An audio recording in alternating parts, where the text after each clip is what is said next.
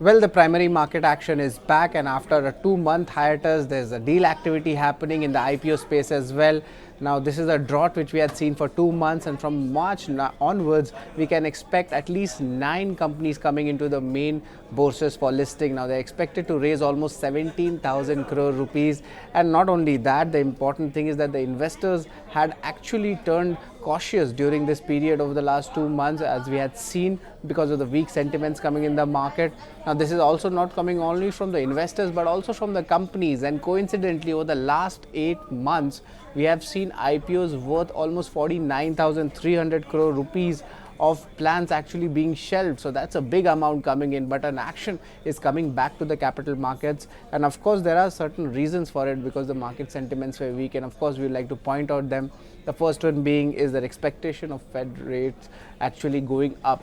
Apart from this, even the volumes in the retail space has come down, and two important reasons were there. Adani Group's rout was seen in the month of February itself, and apart from that, even the inflation numbers, they have not actually peaked out fully as per what RBI had stated. But enough of the reasons. What are the IPOs which will be in focus, and they'll be raising their capital over the next 4 to 6 weeks? The focus would be there coming in, especially for Mankind Pharma, with a tentative size of almost 5,000 crore rupees. And apart from this, we have Nexus Malls, REIT, TVS Supply Chain Solutions, both of them expected to raise almost 4,000 crore rupees from the primary markets. And apart from this, we also have Signature Global, where it's expected to raise almost 1,000 crore rupees. Now, these are the important IPOs which we have gathered, but then there is an important data coming in from Prime database on the important capital raises which were done via IPO, and let's just break it on the year wise. So for 2021 itself, 63 IPOs were there. It's one of the record years, you could say, with almost 1.2 lakh crore of investments actually coming in from the primary markets. Now, for the year 2022 itself, there was a reduction in the number of deals as well as the amount raised. Totally almost 40 IPOs had come as per Prime database, and they had garnered roughly 60,000 crore rupees. But enough of the numbers. But what are the companies doing which would be in focus when they are coming in IPO? And of course, the first company would be Mankind Pharma, and this company itself, you must have seen, it's a large size company. It has a strong advertisement as well as branding, and it's Delhi based, and it has a variety of medicines to offer, especially in the therapeutic area. So that would be an interesting listing to come from the pharma space. Apart from that, there'll also be Nexus Malls, REIT.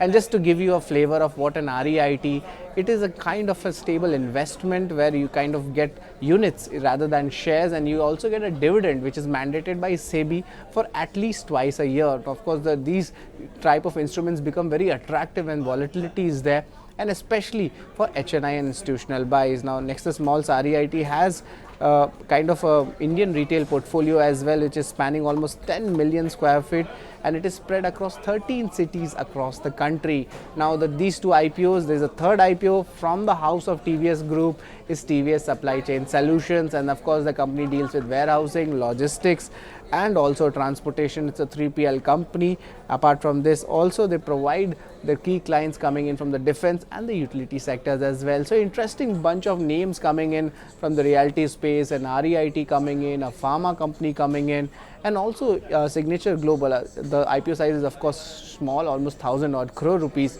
but then it's one of the largest players for commercial development and the real estate part in the NCR region as well, and they are also aiming to focus on the affordable and the mid-income housing segment.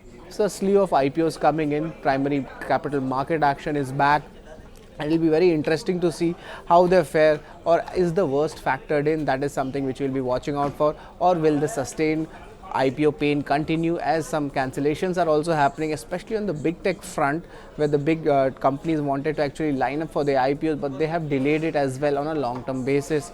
So that is also an interesting take when it comes to the IPO. If you like this video, then like, share and subscribe to ET Now.